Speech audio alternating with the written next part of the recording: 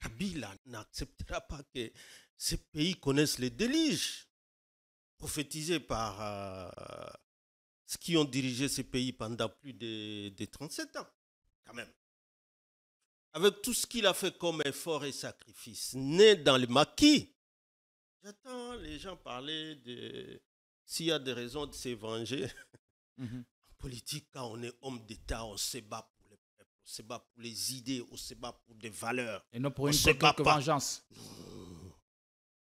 On recule quand on entend ce genre de discours dans les bouches de ceux qui nous dirigent. Et il cherchera à se venger, par exemple. Alors, de qui et de- pourquoi. Kabila n'est pas dans ça. Ça, c'est dans les marigots. Il n'entrera pas dans ça. Il a son agenda, certainement qu'il maîtrise bien. Et il est en train de travailler pour aider les Congolais. Parce que c'est son droit. Totikala Seko Ndenali Puta na wax de Maman Mosika Netoko Maka légende na 3.5, 4.5, to 5.5 dollars. Signature Yalibela et Tikali. Inoubliable avec Le wax de Maman Moseka.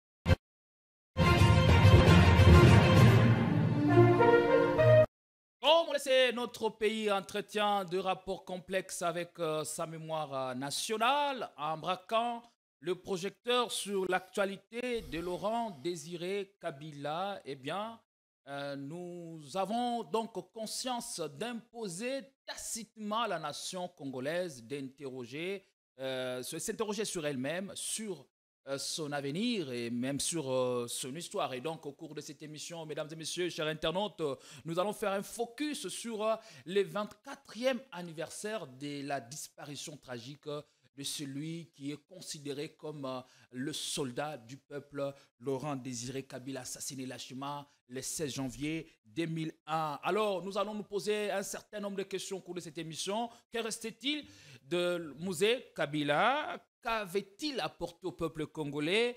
Qu'avons-nous gagné avec lui? Et quelles sont les traces positives et négatives de son passage à l'État congolais? Autant d'interrogations qui constituent la trame de cette émission avec un invité spécial qui a le réponse nécessaire ou le réponse qu'il faut à toutes nos questions. Vous avez bien fait de nous choisir, vous tombez au bon moment. C'est Politico RDC qui revient encore cet après-midi pour décortiquer l'actu. Mais on va aussi parler de cette rencontre dans le tuyau entre le Raïs Joseph Kabila et le nouvel homme fort des États-Unis, Donald Trump. Oui, c'est bien ça, de sources concordantes annonce l'arrivée prochaine aux États-Unis de l'ancien chef de l'État, Joseph Kabila, afin de participer à l'investiture de Donald Trump et que c'est bien parti pour le nouvel homme fort qui devra réaffirmer son engagement et ses relations traditionnelles avec notre pays. Mais ça passe par quel homme? C'est la question que nous allons nous poser. Allez, on va pendant près d'une heure réfléchir sur toutes les questions avec une de voix forte du PPRD, le secrétaire permanent adjoint du PPRD, Ferdinand Kambere Kalumbi. Comment allez-vous? Meilleurs vœux et bonne année 2025. Et nous sommes heureux de vous avoir sur notre plateau. Merci Gédéo d'avoir pensé nous inviter à ce plateau parmi le premier de l'année 2025. Nous profitons donc de cela pour présenter nos vœux les meilleurs par le premier d'entre nous. Je parle de l'opposition, au moins FCC, qui est le Raïs Joseph Kabila Kabangi, ainsi qu'à son épouse, à ses enfants et tous les membres de sa famille. Les membres de sa famille qui demain ils vont se rappeler encore de ces grands hommes. un grand esprit, Laurent Désiré Kabila, comme vous le savez. Et Dieu a envoyé chasser la dictature qui venait de faire plus de 35 ans. Et donc, c'est celui-là qui a été envoyé pour chasser la dictature, pour instaurer la liberté, parce que je me rappelle encore que de l'Est à l'Ouest, il est venu avec ce slogan de Uhuru, le peuple et la liberté. Vraiment, c'était son fer de lance. Uhuru, la liberté, Lingala Bonsomi. C'est cela, ça qui était le combat de Mzee.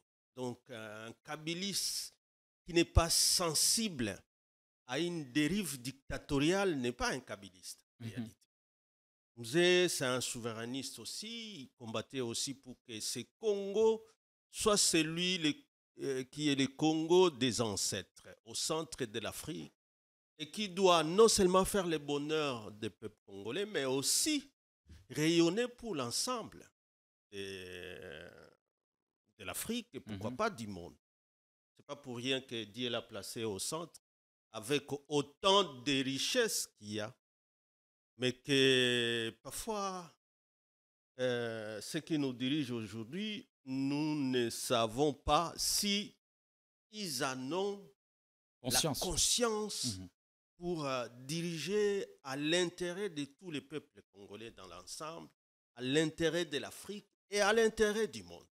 Ça fait 24 ans. Donc, Mzee, c'est cet homme qui était là comme un chef d'État, vous le savez, un soldat du peuple, comme on le présente toujours, parce qu'en réalité, il s'est battu pour cette liberté, pour l'émancipation du peuple congolais. Et donc, lorsqu'il a été succédé par son fils, parce qu'on a commencé par là, c'est un héritage politique lourd qu'a hérité l'Eraï Joseph Kabila Kabange. On est heureux de l'avoir comme nous, leaders, parce que de lui, nous avons hérité cette constitution. La constitution du 18 février 2006. Toujours dans la continuité du combat politique. Toujours dans la continuité du combat politique de Mzee. Et si vous voyez qu'il a annoncé la résistance lorsqu'on a senti les velléités et la reprise d'un pouvoir totalitaire dans les chefs de Félix Tshisekedi, on s'est retiré dans la résistance pour dire non. Le combat qui a commencé, c'était déjà de l'assassinat de Lumumba. Parfois, les gens oublient. Et le destin a fait que Lumumba soit assassiné le 17 et que l'assassinat de son successeur, le deuxième Lumumba... C'est un hasard ou un destin? C'est un destin parce que c'est lui-même déjà qui pouvait être capable de le dire dans sa jeunesse, à sa mère, que je serai le deuxième Lumumba. Et il l'est devenu, mais au moins Lumumba assassiné pour nous introduire dans une dictature, nous est venu pour nous libérer de cette dictature et promouvoir l'émancipation du peuple congolais. Parce que le travail que continue son fils, jusqu'à aujourd'hui, il a annoncé ce comeback politique. C'est pour reprendre ces combats que le régime en place est en train de vouloir enterrer totalement dans son comportement, dans son agir au quotidien. Donc, voilà ce que nous pouvons nous dire du combat de Mzee idéologiquement et ce qu'il a fait comme action.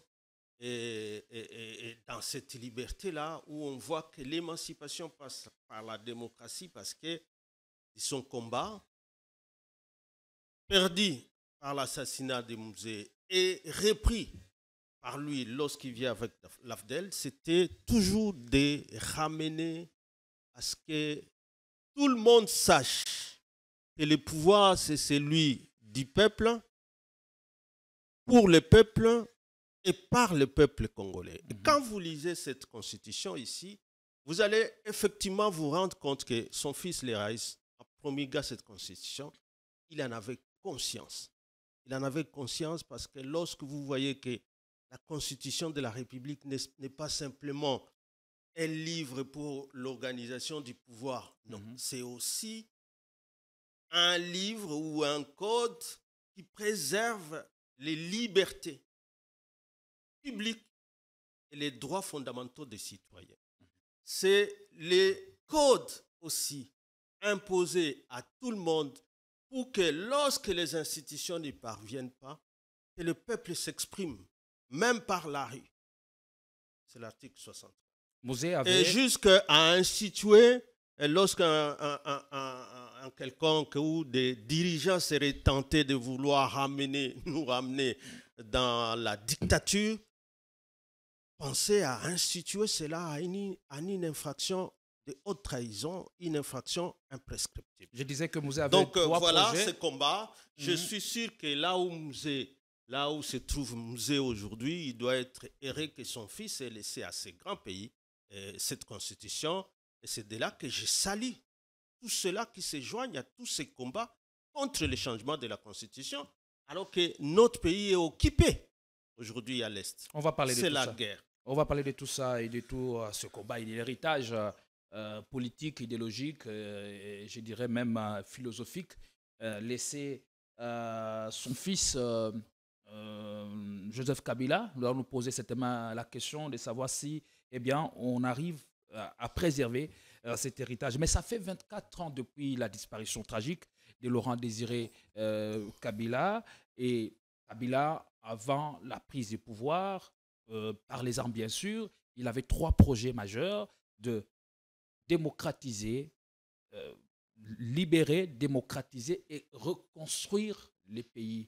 Est-ce que aujourd'hui, avec tout ce à quoi on assiste,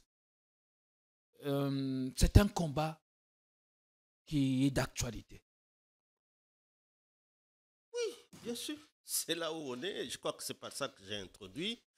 Lorsque déjà son fils, après l'assassinat, et que le fils vient, et qu'ils mettent en place des bases, notamment cette constitution, et les réformes nécessaires, c'était déjà dans la phase où non seulement nous devons avoir une administration solide, l'État, c'est comme ça qu'on parle de la restauration de l'État.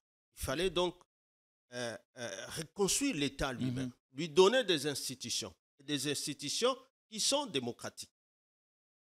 Parce que le pouvoir est l'émanation du peuple. C'est l'article 5 de notre Constitution. Et ceci était déjà un renversement important des paradigmes de l'époque où, pendant la dictature de Mobutu, le pouvoir était l'émanation du impère. La souveraineté du peuple était confisquée. Pour avoir le pouvoir, il fallait être président fondateur du impère. Sans passer par les impères, vous ne pouvez jamais avoir le pouvoir. Donc, Mouzé, finalement, à travers, après son assassinat, les fils, à travers cette constitution, et à l'article 5, on a donc donné la vraie origine du pouvoir, et c'est le peuple. Ce n'était plus les impères, c'était fin impère, enfin, celui-là était parti avec la dictature. En tout cas, il était là avec le PPRD, avec tout ce qu'il y a eu comme majorité. Jamais dans la tête d'Iraïs, qui lui est non seulement le fils biologique, mais aussi le fils idéologique de son père, l'idée de faire du PPRD un parti-État, comme on est en train de le voir aujourd'hui, parce qu'on est chef de l'État, votre parti vient chanter votre hymne national au sein des institutions. Ça ne peut pas être imaginé. Je crois que même au temps de Mobutu, où c'était la pire dictature, je crois que cela n'était jamais arrivé, sauf si l'hymne de la Zaïroise et l'hymne du impère étaient les mêmes. Donc c'est ça la différence. Ces combats-là pour la liberté, ces combats pour la souveraineté du peuple congolais, c'était les combats de Mouzé. Et les combats de la reconstruction, vous avez compris qu'au temps de Mouzé, avant même que les banques soient réellement réhabilitées, ce qui faisait du peuple congolais, réhabiliter le travail, réhabiliter le Congolais au travail. Les gens ont apprécié, ils payaient les $100 à chaque militaire et on les voyait, même ceux-là qui succombaient sur les fronts, comment ils étaient traités ensemble avec leurs familles. Ça, c'est l'image que Musée a laissée. Musée a laissé ce projet des cantines populaires. Ça, c'est Musée. Même au temps où les transports étaient difficiles dans la ville de Kinshasa, ici, comment ils mobilisaient même les camions pour assurer, faciliter les transports en commun, pour appuyer. Ça, c'est Musée. Donc, en réalité, l'image de l'armée, pour Musée, c'était l'armée au service du peuple. Et jamais utiliser l'armée contre le peuple parce qu'on est président. Et là, il faut brimer. Et là, il faut opprimer le peuple. Non, lui, c'était un combattant en réalité des opprimés. Et que reste-t-il aujourd'hui du kabylisme? Je parle de Musée Laurent Désiré Kabila, après 24 ans. Est-ce que ne partagez-vous pas ces sentiments de l'assassinat du kabylisme aussi? Non, non. Non, parce que le fils est là.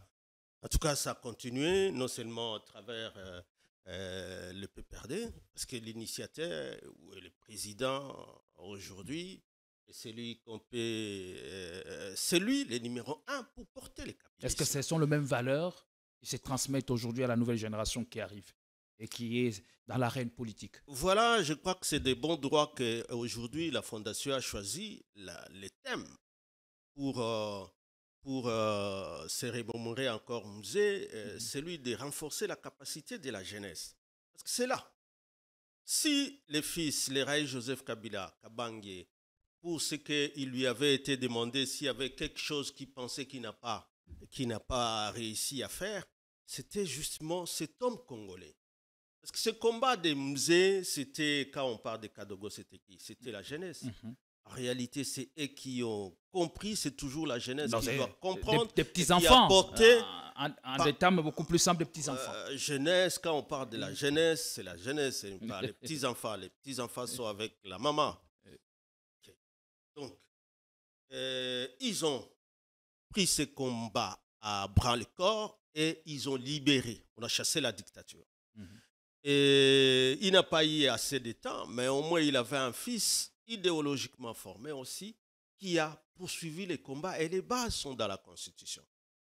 On doit donc s'approprier cette Constitution qui, en réalité, du premier article, vous allez comprendre que jusqu'au dernier, ça incarne le combat même des Musées pour ce pouvoir-là. Dans d'autres termes, ceux qui veulent aujourd'hui changer cette Constitution seraient en train de rejeter l'héritage solide laissé par Musée Laurent Désiré Kabila au travers de son fils, Joseph Kabila. C'est exact, parce que quand vous voyez déjà dans l'agir, c'est presque ce qu'ils ont dit hier, qu'ils sont venus déboulonner tout ce que Kabila a fait.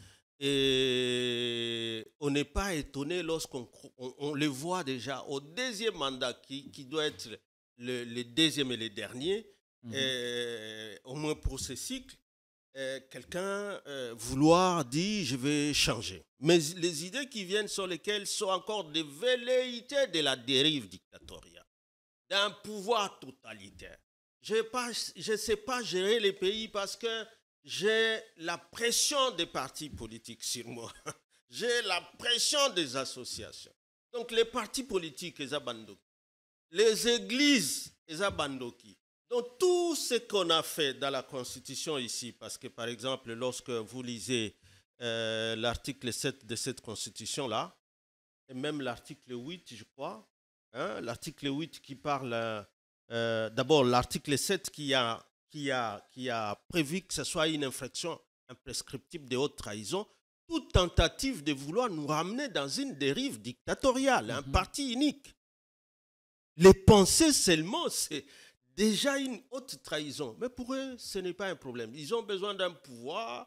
Quand ils parlent, tout le monde doit se taire. Vous avez vu, je crois, c'était le dernier conseil de ministres. Je ne sais pas si c'était vraiment ou c'était des sorties médiatiques ratées de quelques ministres. Vous vous demandez, est-ce qu'ils lisent la Constitution? Ou pour eux, le fait qu'ils projettent de la changer, ils croient qu'elle est déjà changée. Parce que vous ne pouvez pas menacer l'opposition. Alors que l'article 8, par exemple, l'article 8 dans cette Constitution, on vous dit que l'opposition politique est reconnue en République démocratique du Congo. Les droits liés à l'existence, à ces exercices et à sa lutte pour la conquête démocratique du pouvoir sont sacrés. Ces droits-là sont sacrés. Mais tu vois un ministre faire une sortie, ils ne peuvent subir des limitations que celles imposées à tous les partis et activités politiques par la présente Constitution. Quand vous rentrez maintenant dans la loi portant statut de l'opposition, là, ils vont même plus loin en vous disant, même quand il y a l'état de siège, état de guerre, ces droits-là de l'opposition ne peuvent pas être suspendus, sauf si ils le sont aussi pour les partis au pouvoir. Mais ici, on croit que et qui sont au pouvoir ont le droit de parler, de faire des campagnes anti-constitution, de dire ce qu'ils pensent, et que l'opposition ne peut rien dire. J'ai dit, bon, vous êtes où? Et en quand vous avez été à l'opposition hier, vous utilisiez la même constitution, vous utilisiez la même loi portant statut de l'opposition, ou même l'article 15 de cette loi-là va plus loin en disant il faut réveiller le kabylisme. Mais c'est là, déjà, quand on parle de tout ça, c'est musée qu'on voit. Il faut voir. Parce que c'est ça, le combat de l'émancipation, le combat de la liberté, le combat de reconnaître que les seuls souverains pour donner le pouvoir, c'est le peuple. Ce n'est pas les partis au pouvoir qui doit décider de qui sera président demain. Et son fils a fait un exemple lorsque le 24 janvier 2019, il a assumé cela. Il a assumé cette constitution. Il a accompli comme Jésus-Christ la mission pour laquelle il était là lorsqu'il a fait l'alternance. Et aujourd'hui, on veut supprimer cela. Ça, c'est vraiment cracher sur la mémoire des Bouzé. C'est cracher sur la mémoire même de celui qui, lui, a assumé ou a accompli la mémoire des Bouzé. Est-ce qu'aujourd'hui, il n'y a pas une ligne de démarcation entre Kabila, le père, et son successeur, Joseph Kabila, une ligne de démarcation idéologique ou politique même? Bon, je ne sais pas laquelle il faut la donner, parce que moi, je viens de vous dire que les combats, même comme vous l'avez repris là, de la liberté, de mettre la démocratie, c'est quand il paraphrasait Abraham Lincoln, le pouvoir du peuple, par le peuple, pour le peuple. On doit avoir ça dans la tête et tout le temps. Ça signifie qu'un pouvoir totalitaire, non. Un pouvoir à toi seul, non. C'est toujours avec le peuple, et quand le peuple décide autrement, il faut toujours accepter que c'est cela. Je pose cette question parce que tous la démarcation, on la verrait où? Parce que comme la démarcation peut-être, parce que tous nous connaissons par quel moyen Mouzé est arrivé au pouvoir, et est-ce qu'aujourd'hui vous êtes dans la même vision des choses? Mouzé est arrivé au pouvoir par quel moyen? Par la prise, par des armes.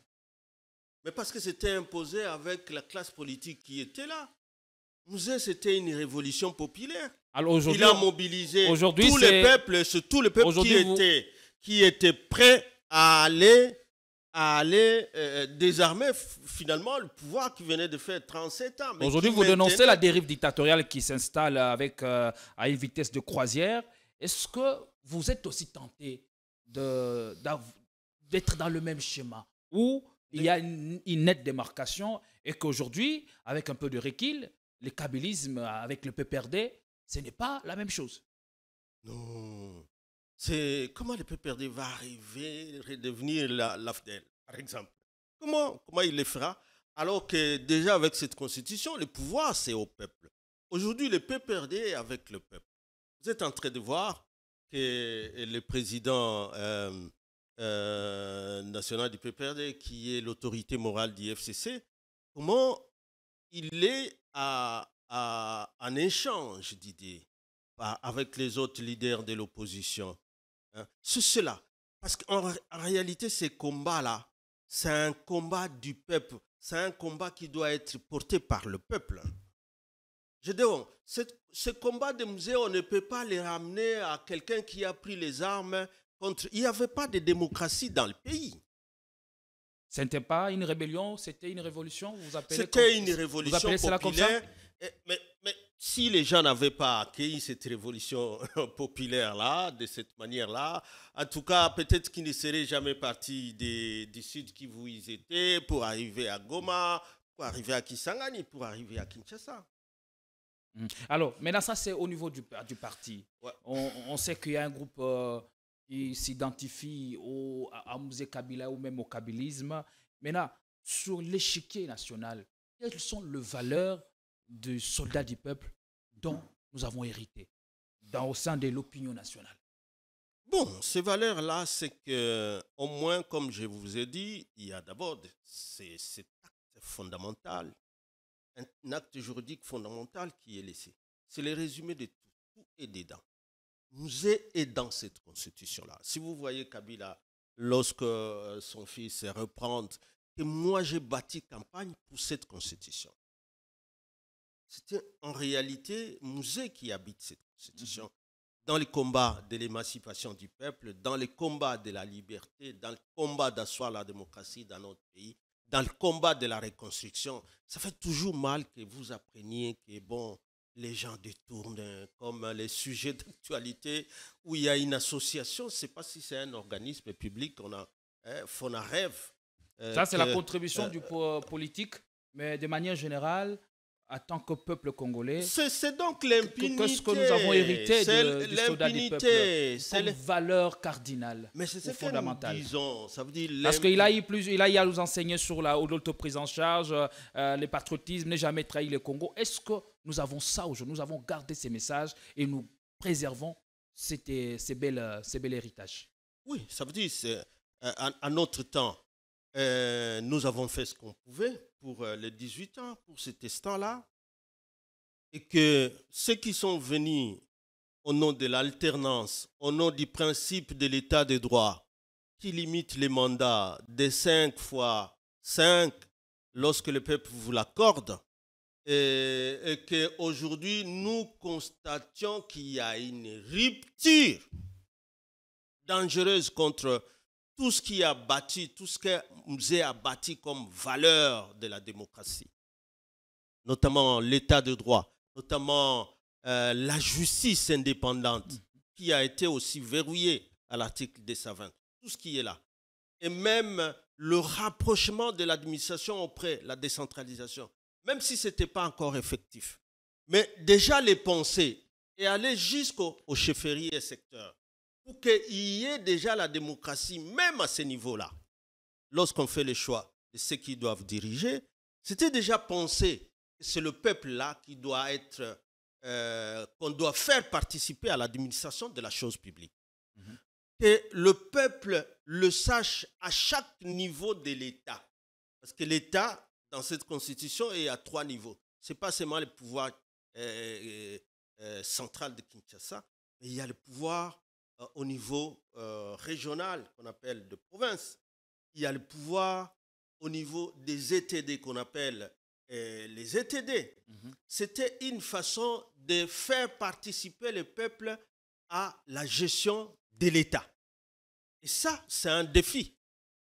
Donc, même si ça n'a pas été fait comme l'a consacré la Constitution, mais ça doit rester un défi pour tout le monde pour qu'on améliore et qu'on arrive à faire gérer l'État de cette manière-là. Mais plus jamais avoir quelqu'un qui, au lieu de surmonter ces défis, lui aura l'idée de supprimer pour reconcentrer les pouvoirs au niveau de Kinshasa, pour que ça ne soit qu'un groupe d'individus. C'est donc des valeurs pour nous qui sont consacrées et pour lesquelles nous nous battons. Nous nous battons pour consolider ces valeurs-là, pour qu'au moins, si ceux-ci ne sont plus une référence, mais qu'au moins au temps où les raïs s'étaient arrêtés, qu'on vienne continuer cette vision de musée. Alors, il est donc important pour nous et pour tous les pays de préserver les acquis. Préserver les acquis, préserver la souveraineté. Consolider les acquis. Ouais, voilà, consolider, préserver, consolider les acquis des musées qui a redonné quand même ce grand nom. Nous quittions les Zaïre pour rentrer dans ce Congo. Les Congo, Oyo, Kimbangu, Bundela, les Congo, Oyo, tous les autres, martyrs. Alors, quelles sont alors les traces positives et négatives de son passage à l'État congolais. Quand il dit que je ne trahirai jamais le Congo, est-ce que c'est parce qu'il s'est rendu compte qu'il a sacrifié les intérêts de la République sous l'autel de pays étrangers ou sous l'autel des intérêts partisans, qu'il s'en est rendu compte bien après pour maintenant adopter cette fois-là ce discours? Parce que pour une certaine opinion, le malheur que nous avons, la guerre qu'il y a dans l'est du pays, c'est la base de ce combat qui est parti de quelque part jusqu'au renversement du régime de Mobutu. Je parle de la rébellion de l'AFDELR, de l'AFDEL, avec la date macabre pour certains du 17 mai 2097. Vous savez, il y en a qui développent ce genre d'idées. Je pense que nous les avons déjà balayées des revers de la mer. Parce que lorsque les Mobutistes de l'époque, parce que c'est tellement qu'ils n'étaient pas contents qu'ils soient chassés par Musée Kailantre, et à la tête desquels il y avait par exemple Honoré Ngwanda qui avait toute une académie pour développer ce genre d'idées pour dire que les Tutsis dans notre pays sont venus par Musée Laurent Désiré Kabila et qu'ils en ont fait même un combat mais qui a induit beaucoup de gens en erreur. Beaucoup de gens. Je crois qu'aujourd'hui, avec l'avènement de Félix, l'historique de l'avènement des Tutsis dans notre pays ou même dans la politique de notre pays, les gens doivent commencer à changer et ça aidera même à terminer la guerre à l'Est. Parce que les prétextes qu'utilise le Rwanda, en réalité, lui ont été donnés par les gens d'IMPR. C'est vrai, en défaite. On comprend quelqu'un en défaite et qui peut utiliser toutes sortes d'arguments, comme ceux qui sont au pouvoir aujourd'hui pour justifier leur échec. Ils sont toujours dans le bouc émissaire. Tout ce qui nous arrive là, c'est Kabila. C'est Kabila les plus mauvais. Il y en a, ils sont là. On les lit même à l'AFC de Corneille Nangaa. Voilà. Mais en réalité, Gédéon, les revendications de Banyamulenge, lorsque vous lisez leur soubassement quand ils entrent, ce n'était pas nécessairement dans la guerre des Musées pour la libération qui part de l'assassinat des Musées, qui part de Lumumba, qui part de l'assassinat de la démocratie. Vous ne pouvez pas lier les combats des Musées Laurent Désiré Kabila avec la révolte de Banyamulenge. La révolte de Banyamulenge qui part plutôt des erreurs de la Deuxième République, s'il faut appeler ça comme ça. S'il y a eu erreur, c'est alors à 71, lorsque finalement l'Impère est le plus fort qui était dans ce temps-là d'Impère à 70, ce sont même ceux qui ont fait l'IDPS. Ou d'autres qui étaient au comité central, d'autres qui étaient bureau politique, d'autres et qui ensemble ont décidé, là où n'était pas Musée, Musée était dans son maquis, ont décidé d'accorder la nationalité collective. Et à l'époque, on ne les appelait pas Banyamulenge. Au Rwandais. Au ressortissant, parce que c'est bien écrit dans les annales du Parlement, vous trouvez ça. Au ressortissant du Rwanda-Urundi. C'est là que le malheur a commencé. Bon, s'ils appellent ça malheur, parce que qu'est-ce qui les avait motivés à l'époque? Ce qui est mauvais, c'est quand on ne veut pas assumer ce qu'on a fait à ce temps. À 71, il y a une décision du comité central pour accorder cette nationalité collectivement. Et à 72, cette résolution du comité central est coulée en loi parce qu'on insère dans la loi sur la nationalité un article 15 bis qui accorde la nationalité effectivement, collectivement, à tous les ressortissants. Mais qui était-il? Combien était-il? C'était ça les compter. Alors, ils sont toujours les premiers à venir, infiltration. Et comment vous savez les identifier? Si l'erreur est partie de là, et que des revendications des uns et des autres pour le départ de la dictature.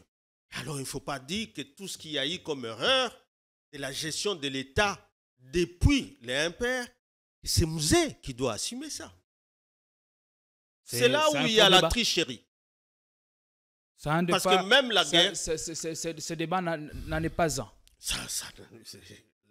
La preuve, c'est aujourd'hui. Ceux qui sont au pouvoir, qui sont peut-être de l'émanation d'impairs, il y a une différence de la gestion du fils des musées de ces pays qui lui a redonné ses frontières, qui lui a donné cette constitution, cette souveraineté et qui l'a lancé sur les chemins de la reconstruction avec 5 chantiers, avec la révolution de la modernité, mais avec ceux qui sont là, avec tous les antivaleurs, l'impunité, détournement, arrestation, oppression, tout ce qui est bon ou envié par la dictature, mais c'est ce qu'ils font. Ferdinand Kambere, c'est une question personnelle. Personnellement, quel souvenir gardez-vous du soldat du peuple? Beaucoup de souvenirs. D'abord, cet homme qui est venu redonner de l'espoir, parce qu'il n'y en avait plus. Parce que le premier espoir, c'était avec les intellectuels, les premières associations et tout ça. Lorsque, après les consultations, Mobutu concède à ce que l'Église catholique fasse et pour ça, je l'en remercie, parce que c'est quand même une grandeur d'esprit que Mobutu ait accepté que l'Église catholique se mette à consulter le peuple et qu'il ait accepté les résultats, parce que c'est de là qu'est venu son retrait d'impère. Donc, Mobutu lui-même a signé quand même le décès d'impère, ce qui était une bonne chose, pour nous ramener à ce que Musée disait, les combats, le pouvoir doit rester l'émanation du peuple. Le pouvoir qui était dans leur constitution là d'impère, l'émanation d'impère, le pouvoir aujourd'hui, maintenant avec Musée, consacré dans la constitution, c'est l'émanation du peuple. Vous ne l'avez pas pu rencontrer. Donc ça, c'est un grand... de son vivant? Non, mais j'ai participé, j'étais encore si jeune, j'ai participé quand même à ces meetings qui galvanisaient la population, qui mobilisaient la population. Et j'étais peut-être à un pas pour peut-être aussi être un Kadogo. Mais malheureusement, c'est resté, on est resté en train de suivre son combat. Qu'est-ce qu'il dégageait, qu'est-ce qu'il transmettait à travers ces multiples meetings? Mais c'est ce message d'espoir, comme je dis. La RDC, le Congo, c'est quand même un grand pays. Hérité de nos ancêtres.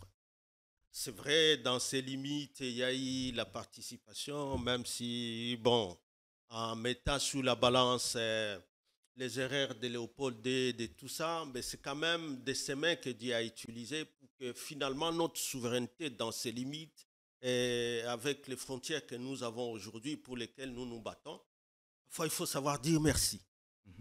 Et avec Musée, même s'il est parti, même tous ceux-là qui prétendent que c'est lui qui a amené les tout ici, je crois qu'il est parti un peu parce que le fils a préservé ses acquis.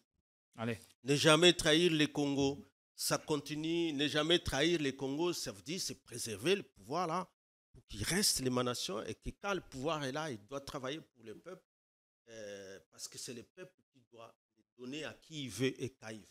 Voilà, je me rappelle aussi cette phrase marquante, cette phrase choc du soldat du peuple, que nous devons être maîtres de tout ce qui se trouve sur notre terre. C'est ça la Là, souveraineté. Il lançait l'appel à l'autoprise en charge et à l'affirmation de notre souveraineté. Voilà. Allez, une image à sa mémoire, nous allons suivre cet extrait, puis on va revenir pour parler d'autres choses.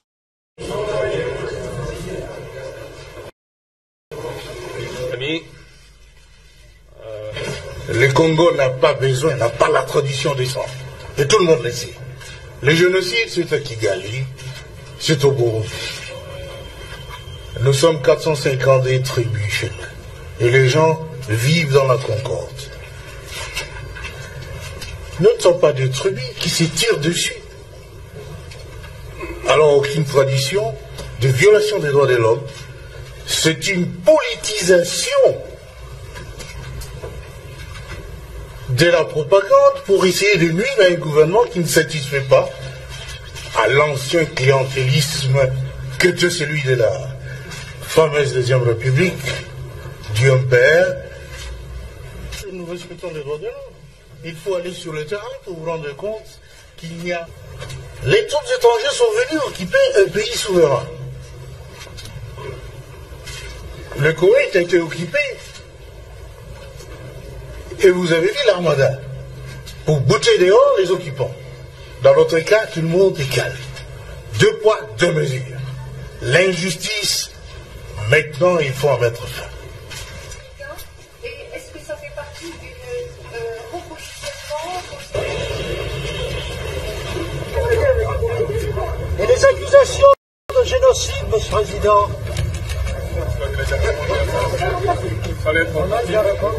Laurent Désiré Kabila, il savait toujours porter la voix de la République démocratique du Congo avec fierté, dignité, honneur et avec vigueur. Merci pour tout ce qu'il a fait pour notre pays. Cette fois-ci, on va parler d'un autre sujet. Les kabylistes aujourd'hui qui sont avec Joseph Kabila ne cachent plus leur intention quant au retour aux affaires de leur leader. Eh bien, Joseph Kabila est à l'étranger et depuis quelques heures, dans tous les tuyaux, il y a une annonce selon laquelle il y a une probable rencontre avec le nouvel homme fort des États-Unis, Donald Trump, et toujours selon la même source, il serait invité à prendre part de manière active à l'inauguration ou à la prestation des serments du nouvel homme fort des États-Unis. Kabila à Washington, Ferdinand Kambere, est-ce qu'un signal fort que vous essayez de lancer? Bon, vous savez, pour nous, c'est vrai, on voit l'agitation dans les camps quand ils apprennent ça. Mais peut-être ils ne savent pas. Ça fait agiter les démons? Parce qu'on sent déjà qu'il y a de l'agitation. Mais peut-être c'est sans connaître l'homme. Le Raïs, c'est d'abord l'ancien président de la République qui a respecté la Constitution, qui a respecté sa parole, qui a la passion du Congo et qui ne peut pas accepter que ça sombre dans la misère, dans une crise où on nous ramène dans l'apocalypse qui avait été annoncé par Mobutu, qui disait « Après moi, les déluges ». Kabila n'acceptera pas que ces pays connaissent les déluges prophétisés par ceux qui ont dirigé ces pays pendant plus de 37 ans, quand même. Avec tout ce qu'il a fait comme effort et sacrifice, né dans le maquis. J'attends les gens parler de s'il y a des raisons de se venger. En politique, quand on est homme d'État, on se bat pour le peuple, on se bat pour les idées, on se bat pour des valeurs. Et non pour une quelconque vengeance. On recule quand on entend ce genre de discours dans les bouches de ceux qui nous dirigent. Et il cherchera à se venger, par exemple. Alors, Kabila n'est pas dans ça. Ça, c'est dans les marigots. Il n'entrera pas dans ça. Il a son agenda, certainement qu'il maîtrise bien. Et il est en train de travailler pour aider les Congolais. Parce que c'est son droit. C'est la Constitution. Nous venons de lire l'article 218, de l'article 8 de notre Constitution. Parmi les droits de l'opposition, c'est d'être protégé dans la reconquête du pouvoir. Pourquoi ça fait peur, d'attendre que l'opposition est en train de s'organiser pour reconquérir le pouvoir et diriger, redonner de l'espoir au peuple congolais? Et que Kabila, aujourd'hui est prêt à faire cette opposition au régime ou au pouvoir en place? Mais il a annoncé, mais parce que c'est constitutionnel. Il ne va pas déroger à la règle. Non, il ne va pas déroger à la règle. Nous devons être protégés dans nos activités. Nous devons être protégés dans nos opinions par rapport aux actions du gouvernement. Et nous ne pouvons pas être poursuivis, arrêtés, même interpellés selon cette Constitution. L'article 8 de la Constitution, l'article 15 de la loi portant statut de l'opposition, c'est de notre droit de nous faire une opinion. C'est de notre droit d'être bien informés sur comment le gouvernement est en train d'agir par rapport à la guerre à l'Est, par rapport à la gestion des finances publiques, par rapport à tout ce qu'il y a. On a le droit d'être informés. Ils ne lisent pas nos lois ou quoi? Une rencontre dans les tuyaux qui, du coup, relancerait les débats ou ferait agiter les caciques ou le faucon de l'Union sacrée. Est-ce que vous essayez de comprendre pourquoi il y a cette agitation? Non, parce qu'ils ne font rien pour la population. La population est tombée dans un désespoir total. La population ne sait plus à quel sens se vouer. Ils ont donc peur d'une quelconque union des leaders de l'opposition qui ont compris qu'on ne peut pas laisser le Congo sombrer comme ça a été le cas, où nous allons encore ramener les pays comme au temps de la conférence nationale, où les gens ne sont là à se subdiviser les dividendes. Le ministère des Finances a envoyé combien? On se distribue des jeeps, mais la population reste là, les militaires souffrent là, les policiers restent là, mais il n'y a que l'affaire des politiciens. Il faut donner aux députés autant, il faut donner aux ministres autant. Nous, ça on l'a vécu au temps de la conférence nationale souveraine. Et ils ont fait comme ça 6 ans sans être capables de proposer un projet de constitution au référendum. On veut encore nous ramener à ces temps de crise. Alors que l'exposé des motifs ici a fait allusion à tout ça, à tout cet tâtonnement depuis 60, qui n'ont rien apporté dans ce qui étaient les objectifs qui se sont fixés, les pères de l'indépendance. Ce n'était pas la jouissance, ce n'était pas l'embonpoint des politiciens. Être politicien n'est pas simplement être là à la quête de son estomac. On doit savoir que c'est un service, on veut se mettre au service de l'État, au service de la République pour résoudre le problème de la société. Je suivais un autre débat sur la définition de ce que les uns et les autres développent par ce qu'ils attendent d'un pouvoir, certainement un terme polysémique.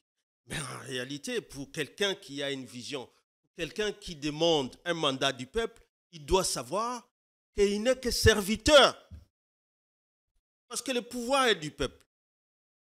Et c'est lui qui l'accorde. Mais alors, pour servir le peuple, on est serviteur du peuple d'abord. Et par conséquent, on doit rendre compte. Mais ici, il y en a qui ont ça comme slogan. Mais dans les faits, dans l'effectivité, il n'y a rien. On dit non, c'est le pouvoir qui s'est s'imposer sur les autres. Donc un pouvoir qui doit dominer, c'est ça un pouvoir. Son alliance avec aujourd'hui Moïse Katumbi depuis l'étranger, vous la trouvez de bon augure? Mais tant qu'ils réfléchissent ensemble et que les idées se rencontrent pour sauver la République, pour sauver la démocratie, pour qu'on mette ensemble des institutions, cette fois-ci, qui auront la légitimité, parce que tout ici est parti de la mauvaise organisation des élections. Il ne faut pas que quelqu'un parle. Tous les rapports, MOE, Senko, SCC, les rapports de tous ces observateurs étrangers qui étaient là, tous sont décriés ça.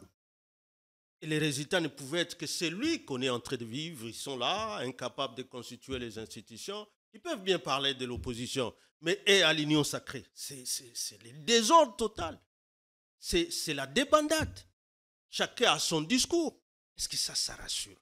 Est-ce que c'est pour ça que c'est depuis avant?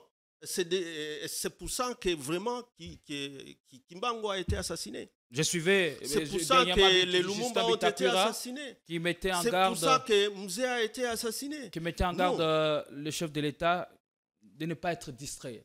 Je ne sais pas qu'est-ce qui lui attend par la distraction. Pendant que le pays fait face à plusieurs questions d'ordre existentiel et essentiel. Alors, on parlait de Joseph Kabila avec la rencontre dans le tuyau avec Donald Trump dans quelques jours, justement. Est-ce que quel nouveau rôle jouerait ou voudrait jouer Kabila avec ses comebacks sur la scène politique congolaise? Je crois que l'idée doit être d'abord celle de ramener la politique à sa place vis-à-vis du peuple. C'est d'abord ça. C'est-à-dire? C'est-à-dire ramener les politiciens, ce que les gens ont toujours appelé les renouvellements de la classe politique. Ce n'est pas nécessairement par rapport à l'âge. Il y en a qui pensent que lorsqu'on parle du renouvellement de la classe politique, c'est nécessairement, il faut chercher les moins âgés, et les jeunes, et Loin tout de ça. là. Il y en a qui sont, il y en a qui sont jeunes, mais qui réfléchissent comme des vieux. C'est pas ça l'idée. L'idée, c'est de vouloir mettre en place une nouvelle classe. Ça veut dire la classe politique qui veut se mettre au service du peuple. Guidée par quelle valeur? Lorsqu'elle est aux affaires, elle sait qu'elle est responsable et doit assumer ses responsabilités et non plus ceux-là qui, la faute, c'est toujours les autres. Ce n'est pas eux qui gèrent. Si nous ne réussissons pas, c'est parce qu'hier, on n'a pas réussi. Mais alors, pourquoi on a conquis le pouvoir là? Pourquoi il fallait tromper le peuple que vous êtes porteur d'une vision, d'un programme, d'un gouvernement que vous ne respectez pas? Pour que demain, ce soit les abeilles qui vous ont empêché, ou les serpents, d'aller débroussailler. Donc, de ce point de vue, Joseph Kabila, pour de vous, ce point de reste vue, incontournable. moi, je salue cet engagement et d'autres leaders politiques de se mettre ensemble. Même si les gens veulent ramener ça, on veut connaître qui va être numéro 1, qui va être numéro 2. Est-ce que dans ces pays, c'est ça qui est essentiel? Ici, c'est d'abord les objectifs qu'on se définisse sont lesquels? Ce sont les objectifs d'abord pour lutter contre une dictature qui est en train de s'installer. Est-ce que par rapport aux défis qui se présentent à notre pays, est-ce qu'aujourd'hui Kabila est-il incontournable? Bon, il est là, disponible, et il l'a dit. Les atouts des uns et des autres. Ça veut dire, on met d'abord les idées ensemble et puis les atouts des uns et des autres. Dès qu'on les met ensemble, ça devient une force. C'est ce que le peuple nous demande. Le peuple ne nous demande que ça. Mais si déjà, avant de venir, les uns commencent à dire « Oh non, moi, les pardons, moi, c'est... » Alors, on perd encore. On risque de perdre, si c'était là, l'objectif. Je crois qu'on doit rester focus sur ce qui doit être fait en face de nous qui sont là. Qu'est-ce qu'ils veulent faire de notre pays? Qu'est-ce qu'ils veulent faire de notre peuple? Qu'est-ce qu'ils veulent faire de notre démocratie? C'est d'abord ça. Mais le reste, ça sera l'organisation. Il faut qu'on se donne un temps nécessaire, surtout de mettre nos idées ensemble et de réfléchir. C'est tellement qu'il y a eu des erreurs à gauche, à droite. Et du côté de ceux qui dirigeaient et du côté de ceux qui étaient dans l'opposition. Vous le reconnaîtrez? Et que c'est normal, une œuvre humaine, Gédéon. Quelle est cette œuvre qui ne demanderait pas de perfection? Et qui ne connaîtra pas des difficultés de parcours pendant la mise en œuvre. Et si ensemble, on peut voir comment débloquer ce qui était débloqué. Mais s'il faut que nous laissions que déjà ce qui est annoncé arrive pour que le Congo qui nous a été légué par les ancêtres disparaisse en voyant tous les vautours tout autour et une sorte de délaissement de ceux qui nous dirigent, alors on se dit le pays est en danger. Parce que la façon dont les choses sont présentées, par exemple par rapport à la guerre, par rapport à la gestion du pays, les sociales, les routes, on se dit le pays est en danger. Allez, merci beaucoup Ferdinand Cambéré. Et le pays va assister au 24e anniversaire de la disparition tragique de Laurent-Désiré Kabila. Alors, sous quel signe vous placez ces énième anniversaire? Non, c'est la sensibilisation de la jeunesse. Tu sais, musée la jeunesse, c'est ensemble. Et puis, dès que la jeunesse prend conscience, je crois, nous aurons plutôt un pays qui devra, comme vous avez parlé de l'autoprise en charge, où les gens entreront à cette phase-là en toute souveraineté, sans même qu'ils le sachent, que tous les Congolais ont été remis au travail et que chacun paie son impôt et que nous avons une justice indépendante pour sanctionner ceux qui se mettent à marge des lois de la République. Voilà ce qu'on attend. Un message de vœux. Nous sommes en début d'année 2025. Adressez-vous à tous ceux que vous suivent ou à tous ceux qui s'identifient à votre combat que vous portez depuis une certaine période. En tout cas, un message de vœux à tous les peuples congolais et un message d'espoir pour dire que plus jamais ce que nous avons vécu pendant 35 ans ne nous soit remis sur la table par qui que ce soit. En tout cas, dès que quelqu'un voudra aller en dehors de ce que nous avons comme âme et esprit déjà consacré dans notre constitution, où nous faut les libertés publiques et les droits fondamentaux des citoyens qui doit être une préoccupation des gouvernants, où il nous faut préserver l'état de droit, où chaque dirigeant saura que ce pays, il n'y aura plus de dictature. Nous préservons l'état de droit. Les droits doivent prévaloir au regard de tous de la même manière et que tout le monde soit remis au travail pour que chacun vive de son salaire, du salaire de son travail. Et un Congo indépendant, voilà ce que nous demandons. Merci beaucoup.